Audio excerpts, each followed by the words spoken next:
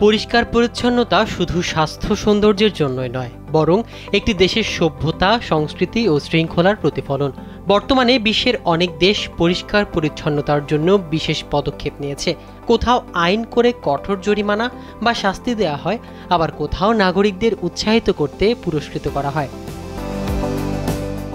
সিঙ্গাপুরকে বলা হয় বিশ্বের সবচেয়ে পরিচ্ছন্ন দেশগুলোর একটি। এই খ্যাতির পেছনে রয়েছে কঠোর আইন ও সরকারের নজরদারি। যদি কেউ রাস্তায় সিগারেটের অংশ, চুইংগাম বা খাবারের মোড়ক ফেলে, তাহলে তাকে প্রথমবার উচ্চমূল্যের জরিমানা দিতে হয়। পুনরায় কেউ একই কাজ করলে তখন শাস্তি আরও বাড়ে। স্যান্ডেলিনা সো, রূপচর্চায় আভিজাত্য। এছাড়া জরিমানার পাশাপাশি অপরাধীকে জনসম্মুখে পরিষ্কার পরিচ্ছন্নতার কাজ করতে হয়। জাপানে পরিষ্কার পরিচ্ছন্নতা শুধু আইন নয়, বরং সংস্কৃতির অংশ। জাপানের রাস্তায় পাবলিক ডাস্টবিন খুব কমই পাওয়া যায়। প্রত্যেক মানুষ রাস্তায় ময়লা না ফেলে নিজের ময়লা নিজেই বাসায় নিয়ে যায়। স্কুল থেকে শিশুদের শেখানো হয় পরিষ্কার পরিচ্ছন্নতা। যদিও আইনগতভাবে শাস্তির ব্যবস্থা আছে, তবুও সামাজিক চাপ এতটাই প্রবল যে কেউ প্রকাশ্যে ময়লা ফেলতে সাহস পায় না।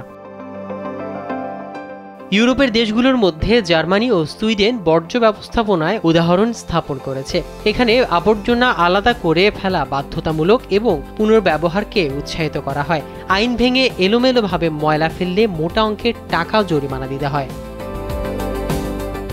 সংযুক্ত আরব আমিরাতের দুবাই শুধু আকাশচুম্বী বিল্ডিং এর জন্য নয়, পরিচ্ছন্নতার জন্য বিখ্যাত। রাস্তায়, সমুদ্র সৈকতে বা পার্কে আবর্জনা ফেললে দিতে হয় 50 দিরহাম পর্যন্ত জরিমানা। গাড়ির জানালা দিয়ে কিছু ফেলে দিলে জরিমানার পাশাপাশি ড্রাইভিং লাইসেন্স পর্যন্ত বাতিল হতে পারে।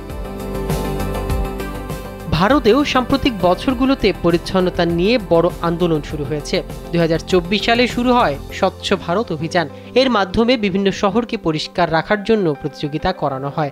ইন্দোর, সুটার বা ভোপালের মতো শহরগুলো ধারাবাহিকভাবে পরিচ্ছন্নতার পুরস্কার জিতে আসছে। স্থানীয় সরকার পরিচ্ছন্নতায় অবদান রাখা নাগরিক ও সংগঠককে সম্মাননা দিয়ে থাকে। এসব উদাহরণ প্রমাণ করে শুধু আইন নয়, সচেতনতা এবং সামাজিক অংশগ্রহণই পরিচ্ছন্নতা রক্ষার মূল চাবিকাঠি। যখন মানুষ নিজের দায়িত্ব বুঝে পরিচ্ছন্নতাকে অভ্যাসে পরিণত করে, তখনই একটি দেশ সত্যিকার অর্থে উন্নত ও সভ্য হয়ে ওঠে। মাহমুদুর রহমান সিয়াম, কালবেলা।